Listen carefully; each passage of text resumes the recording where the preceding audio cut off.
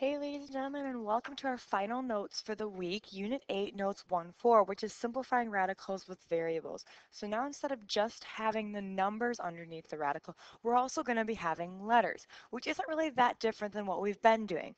So first of all, remember if you need more time to write this down, feel free to pause it, but you do have to get it written down. Variables use the same pair idea as when working with numbers. So we're still looking for pairs. If you have a pair, you can break out of the radical. Okay, so we need to remember that x squared then is the same as x times x. So x squared actually represents a pair. So what we're going to be doing is we're going to be looking at the exponent on each of those variables, and then we're going to be writing out all of those variables. So x times x times x times x times x, so forth, depending upon what the exponent is. Remember, an exponent is that little small number up top. Okay, the best way to find a pair is just to write out those number of letters that you have, and then we're going to circle our pairs, just like when we were doing with the numbers, when we do our prime factorization, and so forth. We're going to be doing the same with the letters here today. So to start off with, we're just going to deal with just some letters. So we're not going to worry about getting, numbers that we have to do prime factorization of right away. We're just going to worry about letters to start off with. So first of all, I'm going to simplify x, square root of x to the fifth. Well, the first thing I notice is this fifth power. Okay, that little number, x to the fifth, tells me how many I need underneath the radical. So I'm going to go ahead and I'm going to write that out. So then, because it's to the fifth power, I know that I have 5 x's underneath the radical. Okay, I have 5 x's underneath the radical. Now I'm going to go ahead and I'm going to find my pairs. So here I have a pair of x's, and here I have a pair of x's. So if there's a pair, I can break it out. Now here's the biggest thing that students screw up. When you take that pair out, it's no longer x times x as the pair. You're just going to write x. So for example, this pair right here, once I break it out, I'm going to represent that by x. This pair right here, when I break that out, I'm going to multiply that by x. Then I still have my radical because I still have something left over in it, which is that square root of x. So if I still have something left over in it, I need to leave it underneath the radical if it doesn't have a partner in crime. The last thing we need to do is simplify this x times x. Okay, now if you remember what we talked about just at the beginning, x times x is the same as x squared. So our exponent represents the number of x's being multiplied together. So x times x is x squared. Okay, so let's take a look at x to the sixth power. So again, I'm going to start out and I am going to write my radical, and I'm going to write out how many x's I have underneath the radical. Okay, now I put 6 because it's x to the sixth power. So I put 6 x's underneath the radical. So now I'm going to go ahead and find my pairs. So I have a pair there, a pair there, and a pair there. So what I notice is that all of my x's are paired up. If all of my things underneath the radical have a partner and have a pair, then actually what's going to happen is there's not going to be any radical anymore. So what I'm going to have is x times x times x. Well, I have 3 x's, so that's the same as x to the third. X times x to x is same as x to the third. Okay? All right, let's take a look at numbers 3 and 4. Okay, so now we're just getting to have a little bit larger exponent on there, okay? So the first thing I want to do is I'm going to write out my radical with how many x's I have underneath it. Now, I know it takes some time. I know it gives you a little bit of a hand cramp, but it's a lot easier to see our pairs when you write it all the way out. Okay, so I have x to the 8th power, which means I have 8 x's underneath my radical. Again, I'm going to go ahead and find some of those pairs. So I have a pair there, and there, and there, and last but not least, and there. Now remember, if all of my x's have a partner, if everything underneath the radical has a partner, then there's no radical anymore. Okay, so I notice that I have 4 pairs of x's. So this pair is represented by that x, and that one, and that one, and that one. Don't leave your answer like this. Make sure you actually write it out entirely, meaning you're going to take x times x times x times x. Since there's 4 of them, that's the same as x to the 4th. I would like you guys to go ahead and try number 4 on your own. So you're going to have to write out 13 x's. You can do it. I have faith in you. Oops, forgot it's on the bottom of this one. Okay, so let's take a look at some that have 2 variables. I know, it's going to be quite the mind blow, but I know you can handle it. Okay, so first of all, I'm going to do the exact same thing I was doing, except now I'm going to kind of do it twice. Okay, so let's go ahead and do this. So we have the square root, and now here I have x to the 4th, so I'm going to write out 4 x's. Here I have y to the 7th, so I'm going to write out 7 x's. Please actually write it out. If I can write it out on the board, you can write it out on your paper. Okay, so now I'm going to go through and find my pairs.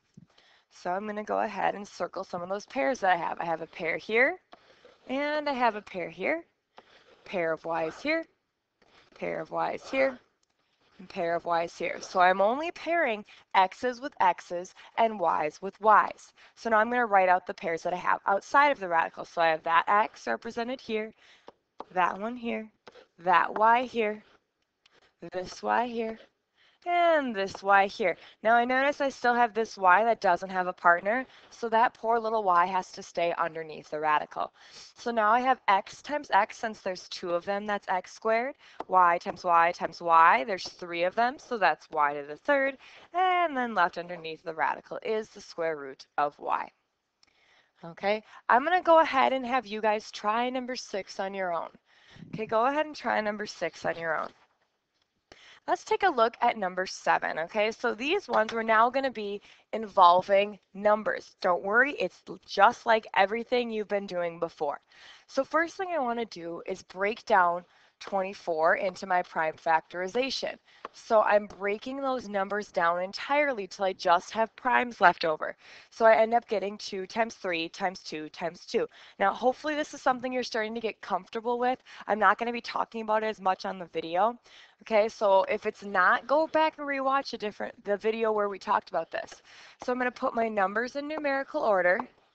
Then, once I have my numbers, I'm going to go back and I'm going to take my x's, just like we did on the previous slide, and I'm going to write out 3 of them. And just like always, I'm going to go ahead and I'm going to search for my pairs. Okay, so I have a pair of 2's there. I have a pair of x's here. So on the outside, I'm going to take that 2, and I'm going to write it on the outside. Remember, it's not 2 times 2 when I break it out of the radical. When it comes out of the radical, it's just going to be 2. When I take the x times x out of the radical, it's just going to be x. Now, left underneath the radical, I have 2 times 3 times x. Now let's simplify it a little bit. Well, this 2x is going to stay out here, and then underneath the radical, 2 times 3 is 6, and then we have our x, okay? So this right here is my final answer for that one. Let's take a look at this one, this 50. So I'm going to break 50 down to 25 and 2, 5 and 5. I'm going to write all of that underneath the radical in numerical order, and then I'm going to write out my r's. Next thing I need to do is find my pairs and take those out. So I have a pair of 5's that comes out, a pair of r's that comes out, and the r. And left underneath the radical, I have 2r.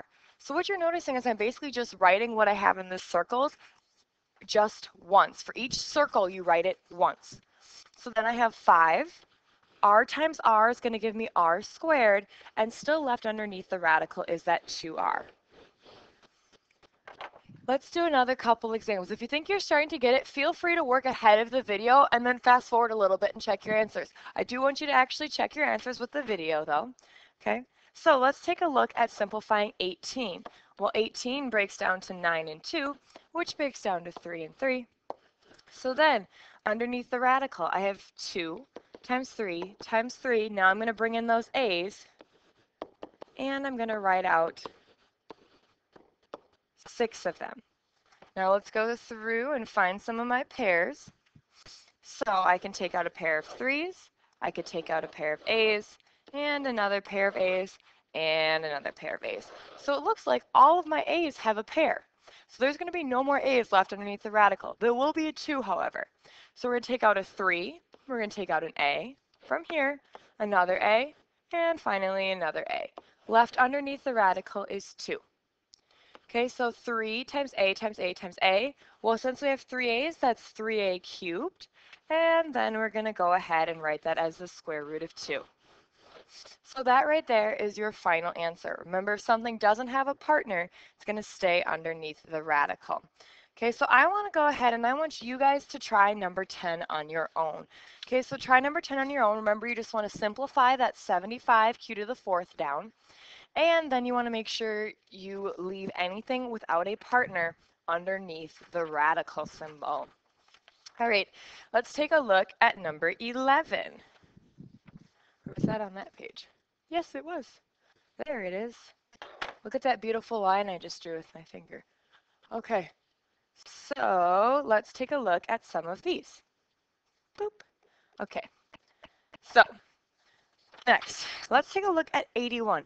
Now, 81 is one of those, if you can recognize it, know that it's a perfect square. Okay, so 81 breaks down to 9 and 9. So that means it's a perfect square. So we have 3 and 3, 3 and 3. So I'm going to go ahead and write that underneath my radical here so that I have 3 times 3 times 3 times 3, W, W, W. So I'm going to take out my partners, and anything that doesn't have a partner is left underneath the radical.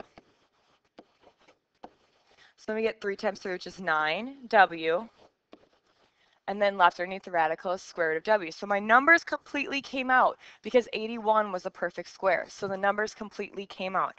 Same thing is going to happen here with 36. 36 is the same as 6 and 6, which is 2 and 3, 2 and 3. So let's go ahead and write that underneath our radical. We have 2 times 2 times 3 times 3.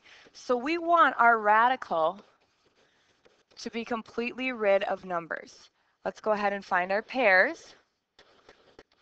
Now D is going to have quite a few pairs. It's actually going to have 4 by the time I'm done. So then I have 2 times 3, and then I'm going to have 4 D's written down. But I'm still going to have one lonely D that's left underneath the radical.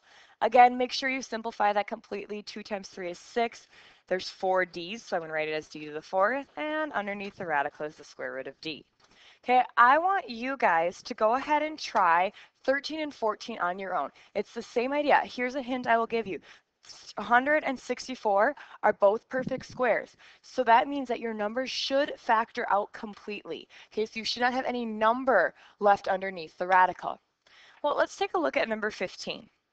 So for number 15, we want to break that down. Now, sometimes when we get into 3-digit numbers, it's hard to know what divides it. So if you don't know what divides it, that's where I suggest you start playing around on your calculator. So I took this and I divided it by 2. It didn't really give me anything helpful. So then I tried dividing it by 3, and I'm like, okay, I'm getting somewhere. Then I actually tried dividing it by 9, because I knew to myself, I said, okay, hey, 9 is a perfect square, so it's going to have a pair. So I actually broke this down to be 9 and 14. Well, 14 breaks down to 7 and 2, and 9 breaks down to 3 and 3.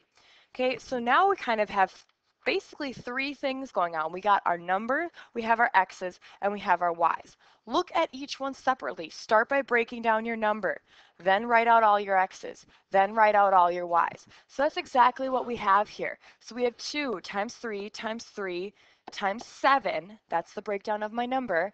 Now I'm going to write out all my x's. Then I'm going to write out all my y's. And the last thing I'm going to do is pull out my pairs and simplify. So I can pull out a pair of 3's. I could pull out a pair of x's, another pair of x's. So my x's are all paired out of the radical. And I can pull out a pair of y's. So first I'm going to write what I've pulled out. I have a 3, I have an x, I have another x, and I have a y. Left underneath the radical, I have 2 times 7 times y. Now I want to do some simplifying. So 3 I can keep the same. X times x is going to give me x squared because I have 2 x's. Then I have a y. 2 times 7 is 14. And last but not least, we keep that y underneath the radical. So what I want you to do right now is go ahead and finish up number 16 on your own and show me the note sheet once you're finished, and I will give you the homework. Thanks for listening.